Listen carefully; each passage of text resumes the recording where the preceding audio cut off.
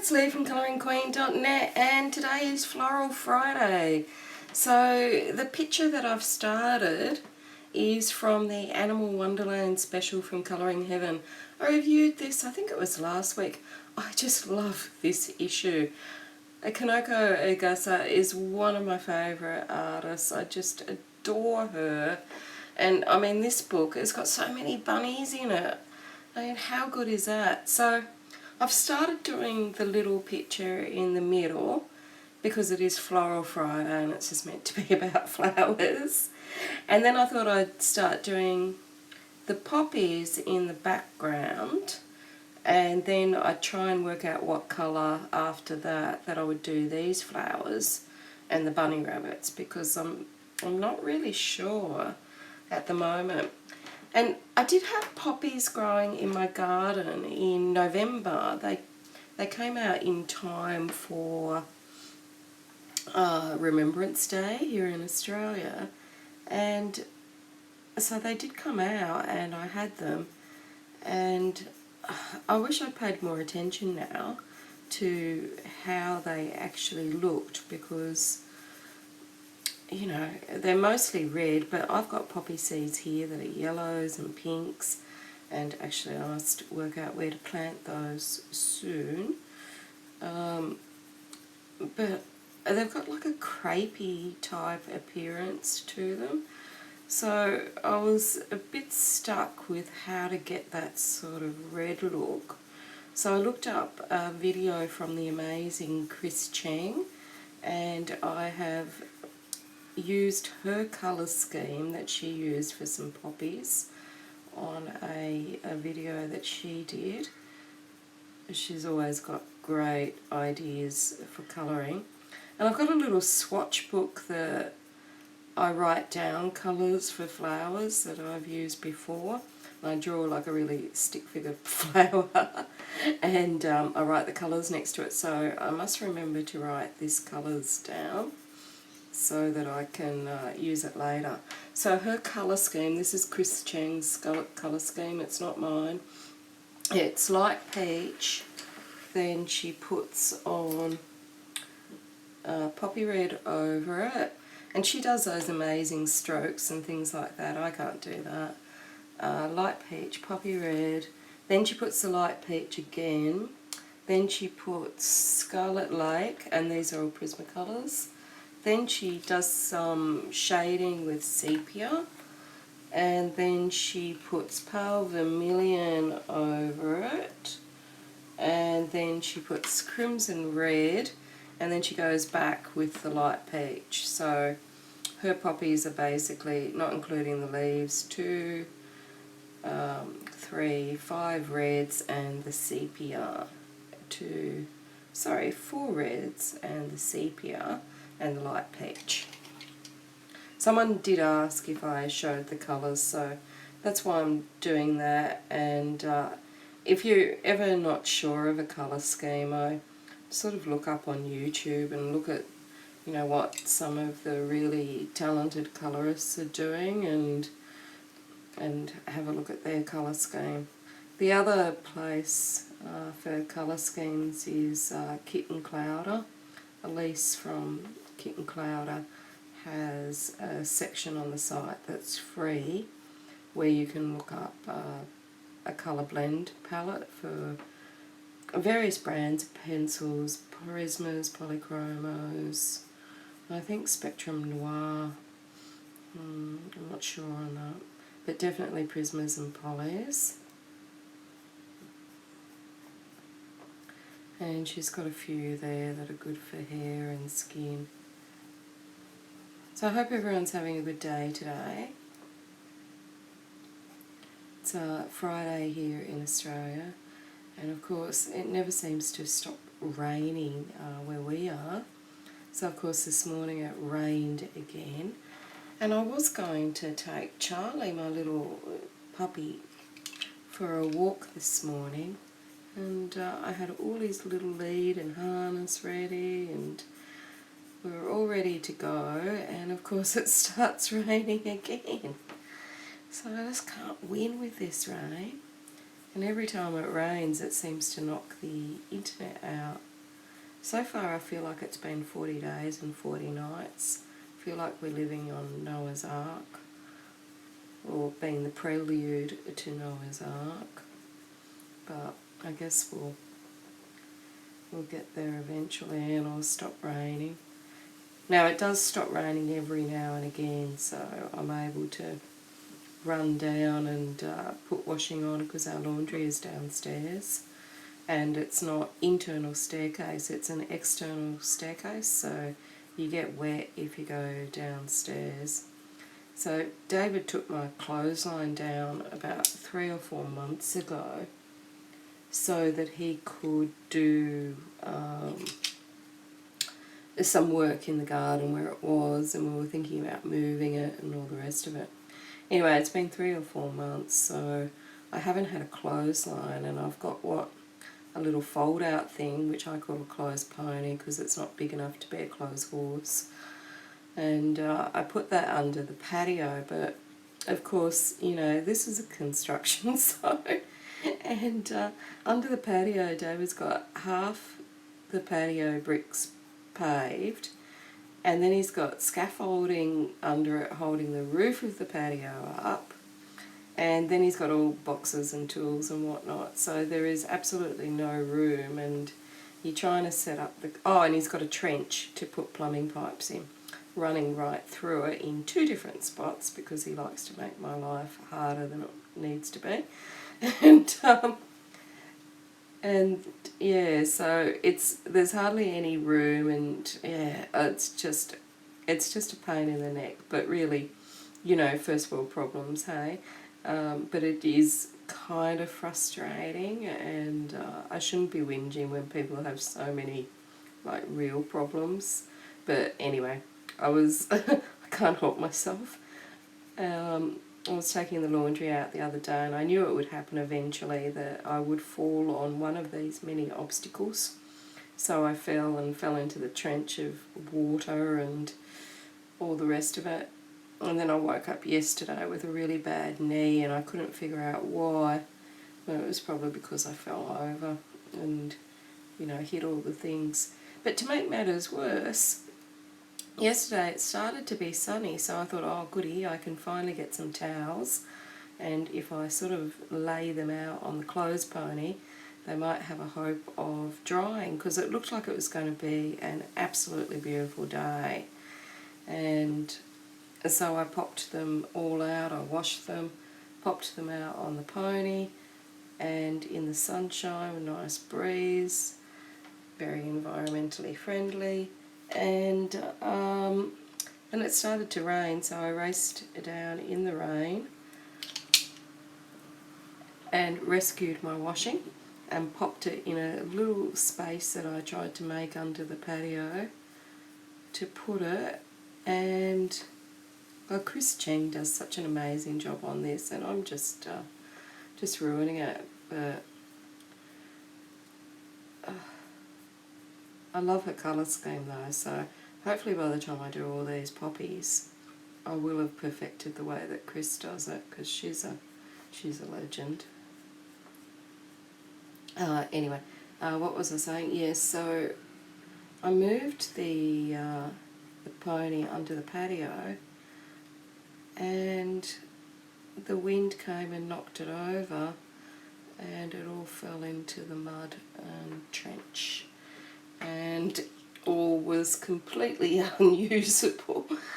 So that all that effort of doing the washing, and it had actually been the second time that I'd done that load, because the previous load had fallen over in the breeze as well, and then I had to redo it again. I feel like I've missed a step here. I feel like I've missed a colour? I don't know. So yeah, I had to go and redo all of that. So this morning I had to go down and pick it all out of the trench and the dirt, because it was just raining too heavily last night just to do anything but just look at it from the top stairs going, I can't believe this. There's 3 times I have to do this washing. 1 load of washing, 3 times. But anyway, So today is Friday the 13th in Australia, so hopefully it's not going to be bad luck. And luckily on the 11th and 12th, so yesterday, my internet service provider finally did the maintenance work that's taken them 3 weeks to come out here. And again, I know it's not a problem in the scheme of things and the way the world is at the moment, but it's been incredibly frustrating, you know, having hardly any internet for the last 3 weeks, especially when you're at home by yourself all day. And anyway, it looks like, and I'm crossing fingers, toes and, you know, eyes and everything else, it looks like my internet has finally resumed back to normal speed. Now I don't want to get too ahead of myself and think that it's all over, but I feel like it has been. I've been doing speed tests on the internet and on the TV with the Netflix streaming thing. I've been doing speed tests for the last couple of days at different times of the day, just to make sure it's running at the speed that it's advertised that it's meant to. And it's been fluctuating, but it's still running, and it's not like 0.8 which of a megabyte, which is what it was previously, so that's good. And so now I feel like I can go and get my new phone, and because it's with the same internet provider, so I didn't know whether I should change providers because of these ongoing problems. So now I feel like I might be able to get the phone, but I'm just going to give it a couple of days and see, you know, that nothing else is going to, that it's going to be consistent is what I'm trying to say, but colouring and talking at the same time, I seem to be struggling with that. Yeah, so this morning Charlie didn't want to go for the walk, so I was all ready to take him, but it worked out all right because he obviously knew it was going to rain. And so he's sitting under my desk, and Millie is sitting in her little cardboard box cubby house thing that she adores. So it's funny. She's a funny cat. I've bought her so many toys and whatnot, and she just looks at them as if they're just frivolous little items and that they're beneath her. And she does that little look with her face of how dare you suggest that I'll play with something so immature. And then she goes running around chasing a sticky note or something like that. It's just a funny little thing. I want to thank everyone too that gave me the suggestions on how to take her outside and how to train her, not take her outside unsupervised but on a lead. And it really made a lot of sense. I was telling David what people were saying, so because she seems to want to go, and you know, I want her to be happy, but also by the same token I don't want her to be a danger to native wildlife, and also to that she might get hurt. So hopefully we can have a happy little medium where she's on the long lead and she has, you know, half an hour of fun in the garden and exploring things and still is safe and happy. That would be ideal. I'm not sure if I should do more on that or not. I'll give it a go. So I went shopping the other night, and I see that other parts of the world on the news seem to have caught Australia's toilet paper panic. And I went shopping the other night. There was a really good special on that I've been eyeing off for a while for bulk toilet paper, which I thought prior to all this panic buying would last us for the end of the year and whatnot. Anyway, I went shopping and there was no toilet paper in sight. There was nothing left, no hand towels, no paper towels, no toilet paper, no wipes, no antibacterial wash, nothing, no pasta, no rice. It's just unbelievable. I cannot recall, and I've worked at a few supermarkets in my time, especially when I was at school and at university, had part-time jobs at supermarkets, and I don't recall ever seeing shelves emptied the way they are. I just don't understand it. But I mean, even though I wasn't able to get any of those foods that people are buying up, I still think we'll be okay. I still think that we've got enough just in the cupboard that if we were in isolation, we'd be okay. So I don't sort of feel the need to be panicked about it or whatnot. I hope I'm not being too blasé about it, but I do think that we've got enough and it'll all just work out. It would have been nice to get some pasta and stuff, but then, you know, I don't think we really need it at the moment, so I've got pasta in the cupboard, so I'll just make do with what we've got. Even if we had to go into quarantine tomorrow without having any sort of backup supplies, I think we'd be okay. I think there's things in the cupboard that you can Google recipes for and whatnot. But I fell down the rabbit hole yesterday of I was looking at this homemade mixture that people use to get paint off outdoor sinks, which I've got an outdoor sink, and it actually used to be the sink that was in this house when we bought it, and we put in a new kitchen because David's a bit of a germaphobe. I think I've mentioned that before.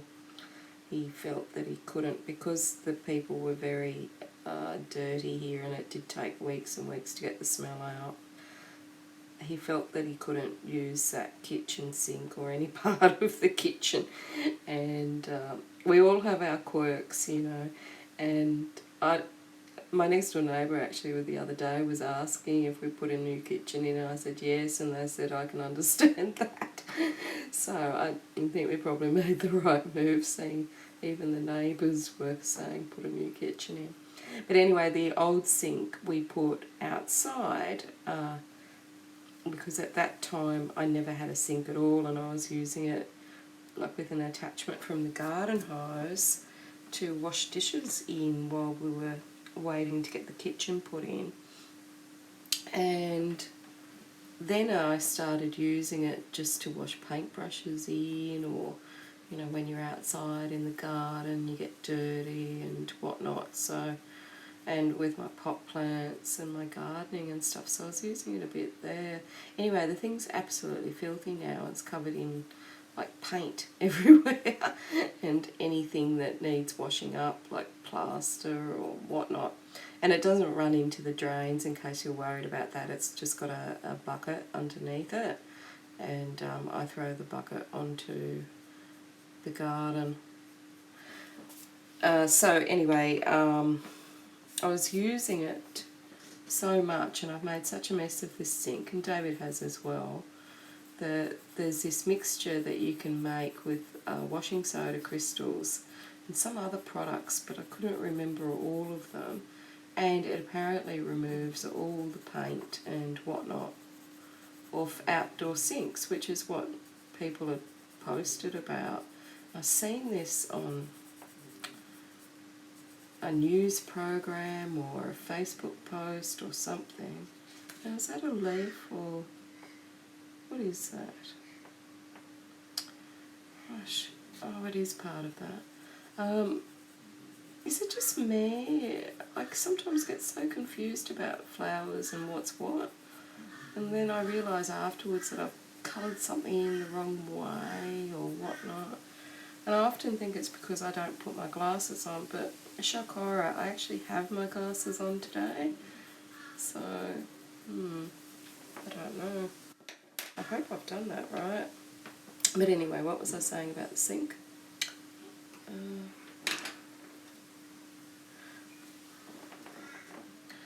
Yeah, so I was looking for this recipe, and on YouTube, of course, because you know, it seems to be the place that I go to find things, or Netflix documentaries or whatever, documentaries on TV.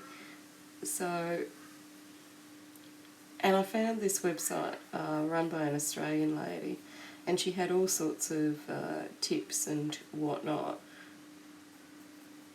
for making your own washing powder and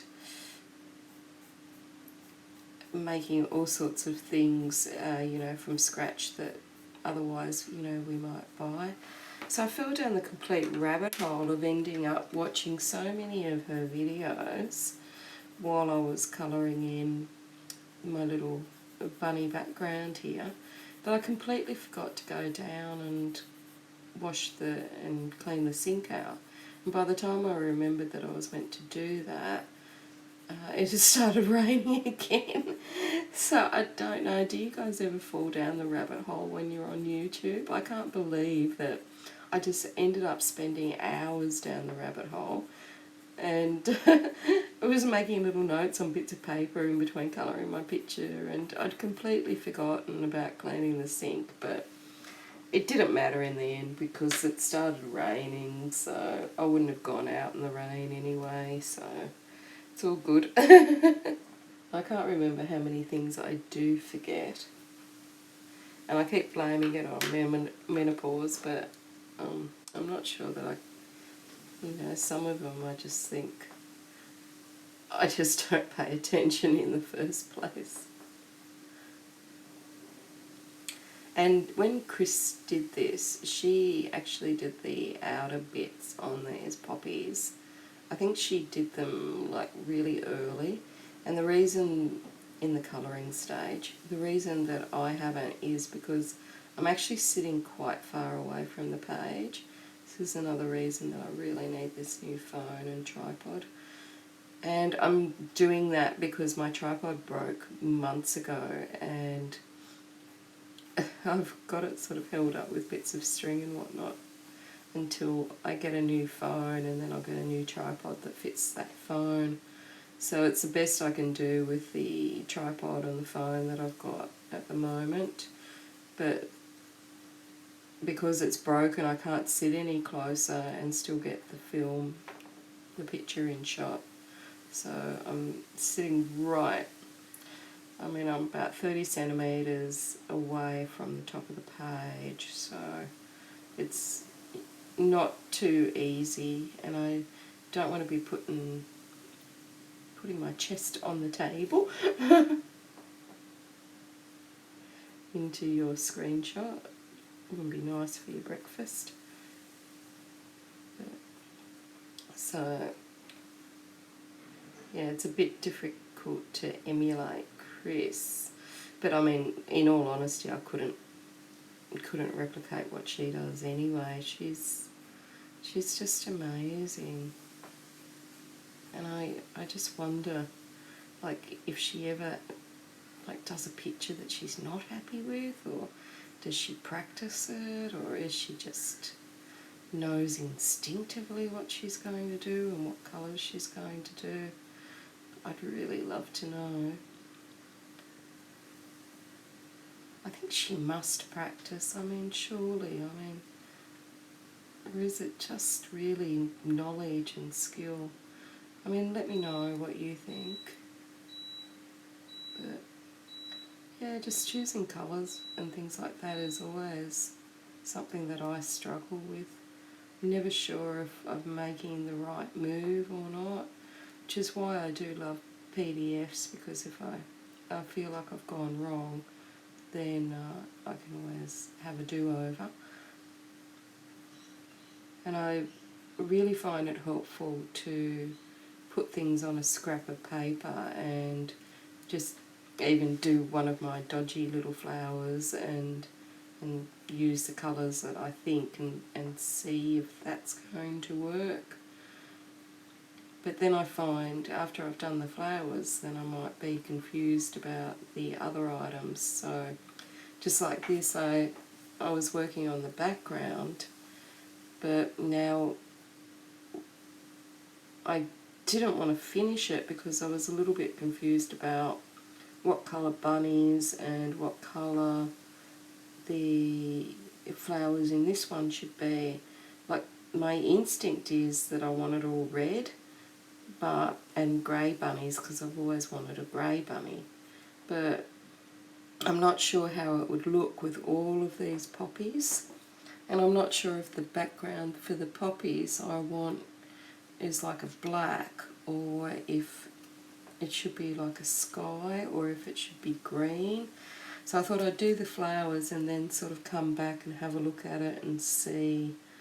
So hopefully that theory will work. I'm just going to get a drink and I shall be back in a minute.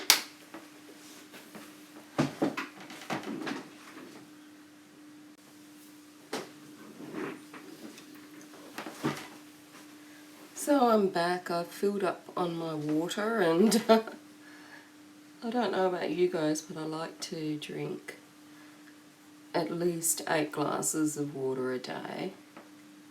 I'm not sure what that is in litres, but when I worked as a teacher, I used to go through like at least 3 bottles of water a day, because I generally taught my little darlings, my little angels, for 12 hours, so 3 different classes with 3 lots of different students, but I generally had a morning class, an afternoon class and an evening class until like 9 o'clock at night, and my voice would just dry up because each class was 3 hours long and you're talking the whole way through it, and then half an hour really for lunch in between, because after each class you get a lot of students that are too shy to ask questions in class and they want more information after class, so it cuts into your lunch hour and whatnot. But you know, sometimes people just feel like they can't ask in front of their peers or whatnot, and they want to talk to you privately, or they've got personal problems, and part of your teaching job is to provide pastoral support or be able to let students know where they can get assistance for the type of problem that they've got. And no one wants to talk about that in class, and so you only get like half an hour lunch really, and by the time you find somewhere to sit and eat and whatnot, it's back to it. So my voice used to just dry out so much, and I'd be constantly drinking water, and by the end of the night I'd have cough lollies and whatnot, and in the afternoon I'd have green tea because I always felt like that was better for my throat than coffee, which I prefer. But now, since I've been home, sometimes I have to force myself to go and have a drink because I kind of forget, and there's no reason to drink the water other than obviously the health reasons, but I don't get thirsty, I don't get the dry throat like I'm used to at work, so I have to push myself now to go and drink the water and try and drink as much as possible.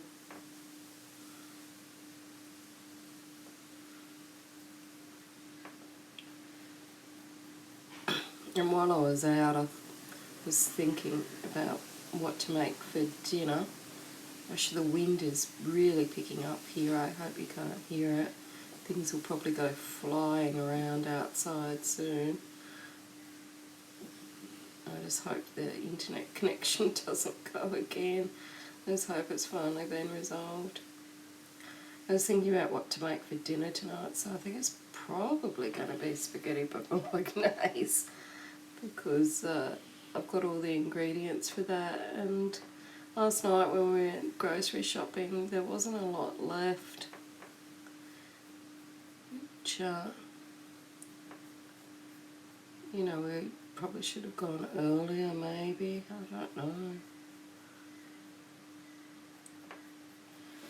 But it's probably going to be spaghetti. I mean, that's the go-to for in our household when we don't know what to make. Do you guys have a go-to item that you make just maybe once a week or regularly, and it's your easy peasy dinner? I always need to have something filling because David eats so much, it's unbelievable. And then as soon as he eats, he basically falls asleep 10 minutes later. And then he gets up in the middle of the night, 12 o'clock or something like that. And then he just raids the fridge. So the other night he ate most of the ice cream in a 2-litre container. He ate cake. And I mean, that's only the quick look, so I never really know what I've got left because his little midnight explorations to the fridge he ends up eating things that I was planning on having in meals and whatnot. Because I do meal plans, and I started doing that this year, and I think it's been a real saving. I did it last year and then we stopped doing it when his mum came up for Christmas and his brother and whatnot, and then it took us a long time to get back into the swing of it. But we do them, and sometimes, you know, I've got this whole 2 weeks because we shop fortnightly. I've got 2 weeks of meals planned, and then he'll come home and make a snack with whatever it is that I've got for a meal, and I can't make it anymore. So I've been trying to think of ways to fill him up that are healthy but not too expensive, because we're still living on the one wage, and it's a lot. When we lived in Sydney, David earned a lot, but when he took the full-time work up here, he took a massive pay cut because he's no longer on the main part of construction. He's in the warehouse now, and it's just doesn't pay as much as his construction job did, but he had the advantage of full-time work. So, you know, that's good because I'm not working full-time or at all at the moment. I'm still struggling to try and find a job. So yeah, living on the one wage is hard, so I'm trying to find ways where we can cut down our expenses. So, I mean, I've got my little veggie garden, and I've got all my little cherry tomatoes that I grew from seed, and so I've got those happening. So we've got enough cherry tomatoes that are green on the vine to last us for months, hopefully. And I've got lettuces growing for salads, although it is coming up winter here. But in Queensland it's subtropical climate, so it doesn't get hugely cold, only in the mornings briefly from what we've seen so far.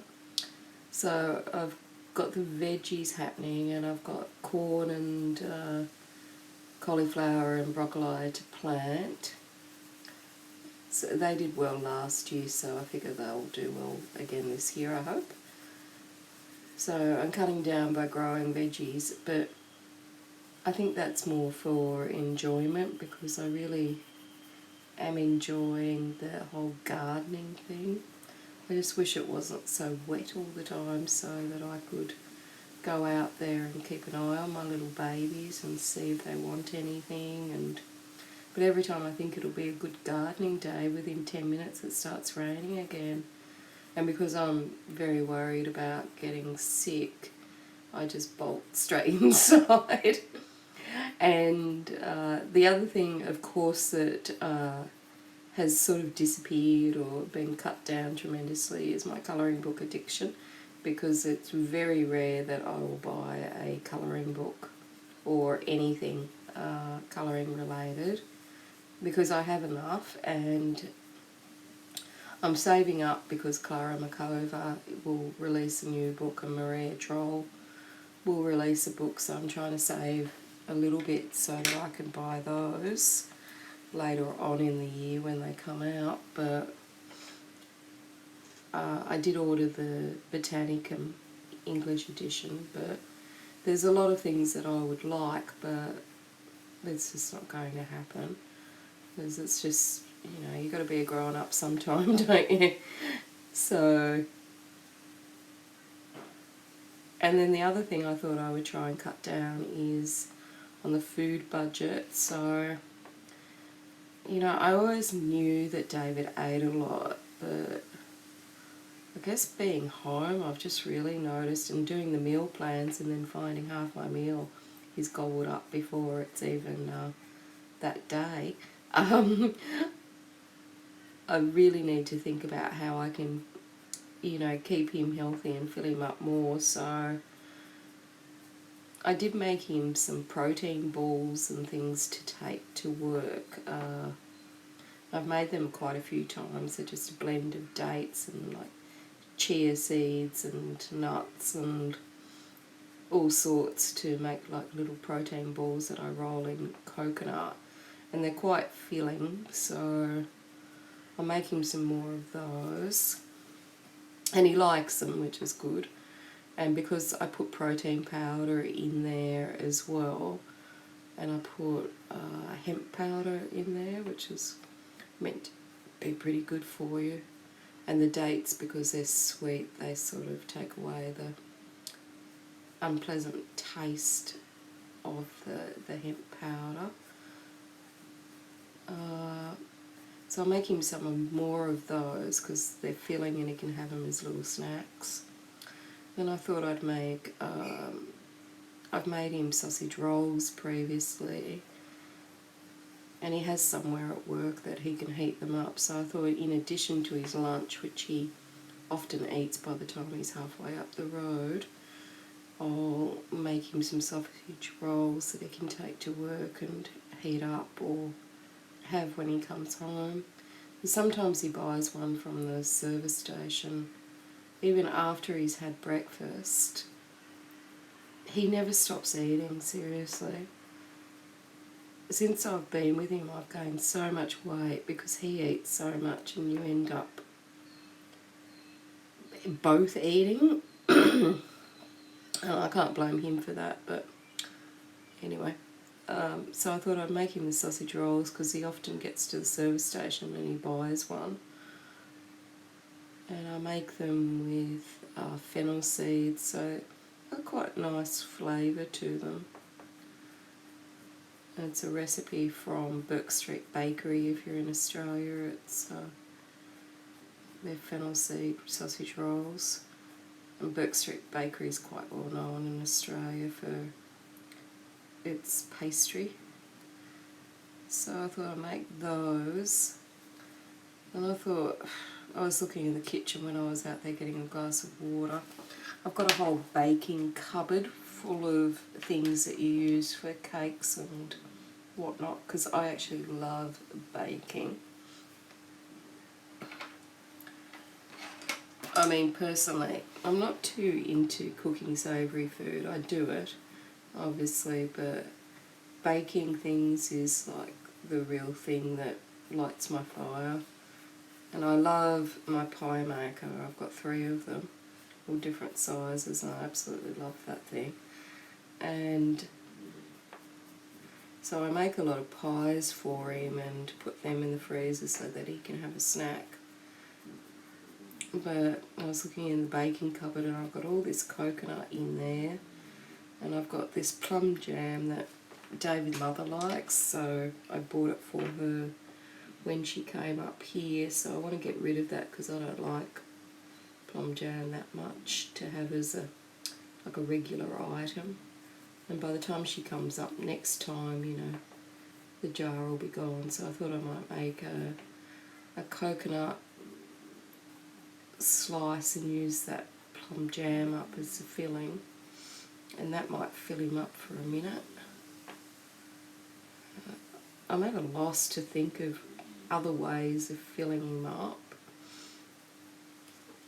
But the other thing I thought I might make is I've got a really simple recipe that I use for pastry that's just yogurt, plain yogurt, and flour, and you just roll it up, mix it together and roll it up. And I've used it before to make cinnamon scrolls with. I thought I might make some savoury scrolls with just ham and cheese on them or something like that he can have as like a little snack. Maybe put some chopped up bacon on them or chives, or I don't know, I'll have to see what I've got. I'm hoping I can make a few things to fill up this never-ending pit that I live with, because every week it's not the meal plan that's the issue, it's every week because he buys so many extras because he gets hungry all the time.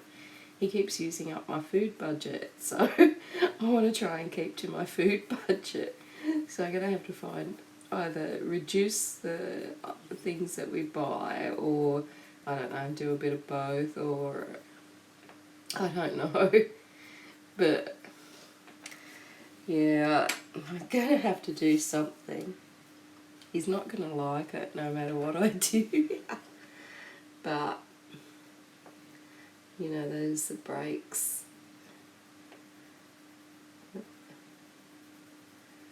If you guys have got any budget recipes, I would love to hear them.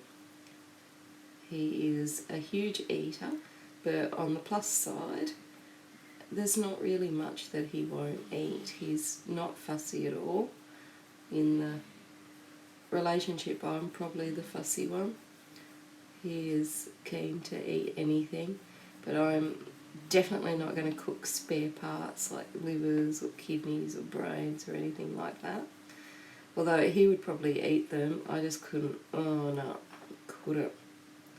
When I was a kid, my mother used to make tripe with white sauce on it, and tripe is just, ugh, not for me. I know some people really like spare parts, but no, not for me. A really weak stomach for anything like that. And so, yeah, she used to make it all the time, and I never liked it as a kid. We used to have a sideboard that had a cutlery drawer in it. As soon as she left the room, I'd often deposit that tripe in there and then take it out when she'd gone and put it in the bin. So I'm not cooking tripe. Just trying to work out where I'm up to. Yeah, crimson red. I had these pencils all in order of how they should be coloured, and then I got confused and moved them. Yeah, so he does eat everything, which is, you know, that's good. He's not fussy. So if you've got anything, any ideas.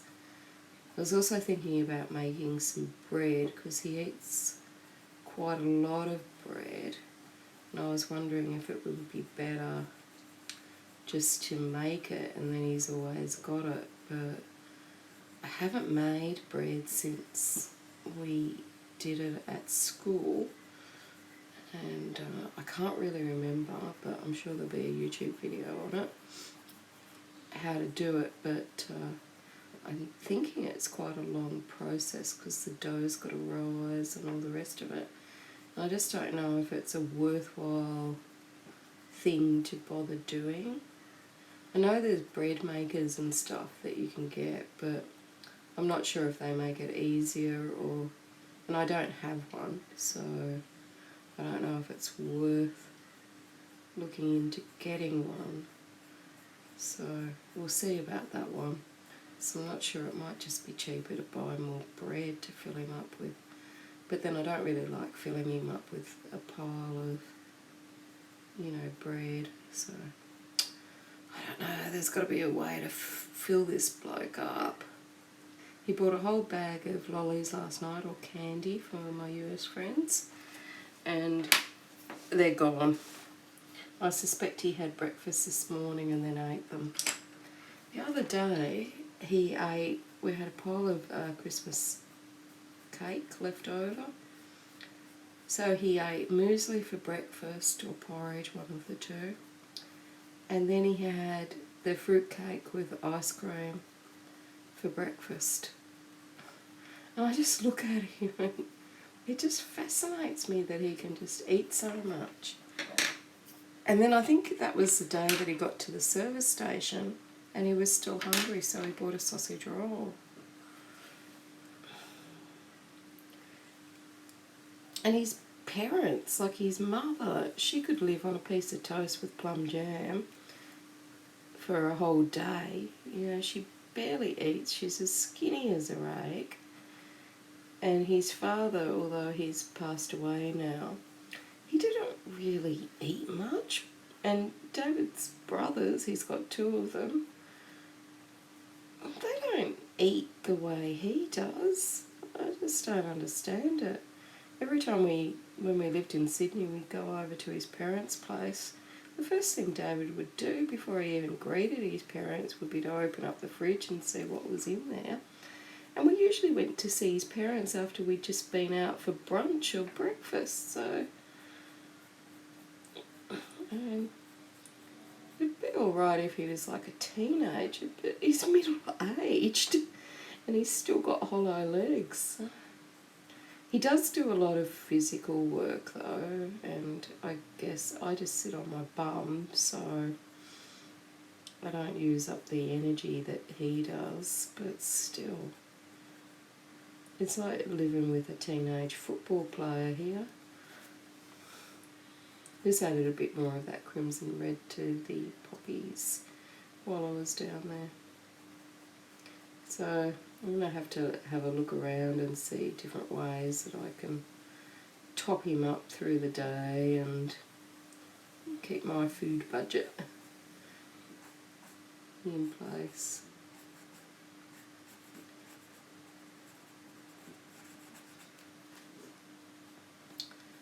And I guess, you know, it's never been an issue because for the first 20 years of our relationship, David basically did most of the cooking, like 99%, because when I was teaching, I was home at like after 9 o'clock at night, and before that, when I had a corporate job, I was home, you know, 9 o'clock at night and then still working, so he, if he wanted to eat, he kind of had to hunt and kill it himself because I wasn't there, and on the weekends I was also working as well. So I guess this is the first time I've sort of seen how much goes into how many snacks he has before dinner, and you know how much goes into it to feeding that wild beast. So now that I've done like 3 poppies, what I think I'll do is do a couple of the leaves and sort of see how it looks, because I don't know what to do here. I'm still feeling red, but I'm not sure. I feel like the bows should be red. And I really want a grey bunny rabbit, but I don't know if that's going to make it too blobby and not contrast enough. I don't know, I love her artwork so much, but I'm still so unsure here. And you know what will happen? I'll finish this and then someone will post on Instagram or something, the same page, and they'll have done this amazing job that you would never have thought of, or I would never have thought of. And I'll go, oh, why didn't I do it like that? Anyway. So I think I'll leave it here and I shall see you next time for Floral Friday. And until next time, happy colouring.